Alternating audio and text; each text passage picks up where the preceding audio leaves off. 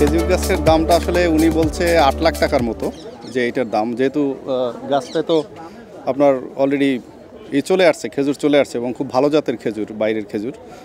আমার মনে হয় যে চারা যদি লাগায় কেউ রোপণ করে চারা, সেই ক্ষেত্রে এদের ভাষ্য অনুযায়ী আশা করা যায় যে বাংলাদেশের মাটিতে এই খেজুরটা হওয়া সম্ভব। এটা একটা ভালো জাতের খেজুর, সৌদি আরবের, বাংলাদেশের মাটিতেই প্রথম হয়েছে।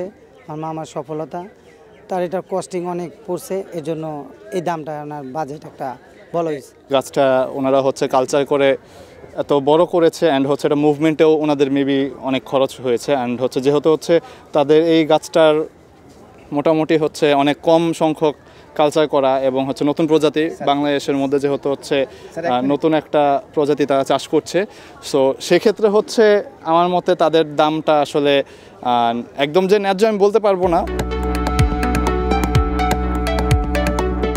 আমি নাইম খান, আমার নার্সারি আশুলিয়ায়।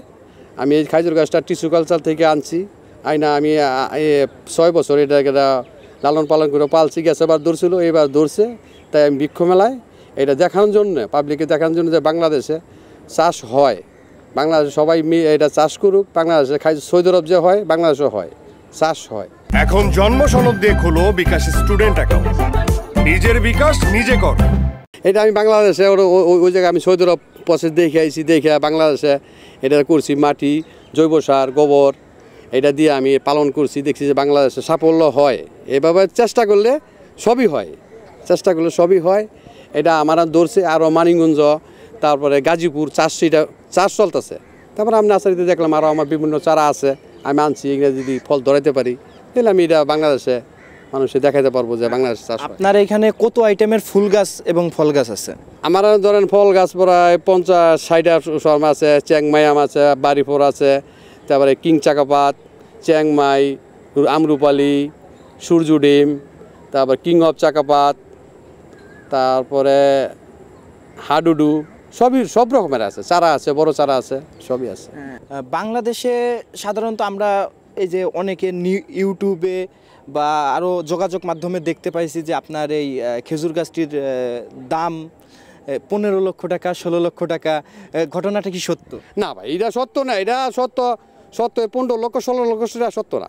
এটা তো আমি এসে দাম চাইতেছে, ধরে একজনে এক কথা ইউটিউবে বলে দেয় যে 8 লাখ, 9 লাখ, 10 লাখ। আমি এটা ভাই 3-4 লাখ টাকা ছেড়ে দেবে। আসলে এইরকম গুজব সৃষ্টির কারণে কি আপনি কোনো সমস্যার সম্মুখীন হচ্ছেন? না, আমি কোনো সমস্যা হইতেছি না ভাই। আমি সমস্যা মানুষে বলতেও পারে, মানুষের মুখ তার ধরে যাবে না। এটা খেজুর গাছ, একটা আম গাছই একটা 5-10 হাজার বিকে, এটা একটা বংশই বিকতেছে 8-9 লাখ টাকা। এইটা একটা খেজুর, একটা প্রদর্শনী, একটা সৌন্দর্য একটা গাছ। আমার তো ভাই বহুত ক্যারিং খরচ হয়েছে, এটা পালতে বহুত কষ্ট হয়েছে। যদি আমি এটা পরিশ্রম না পাই তাহলে এটা কীভাবে সম্ভব?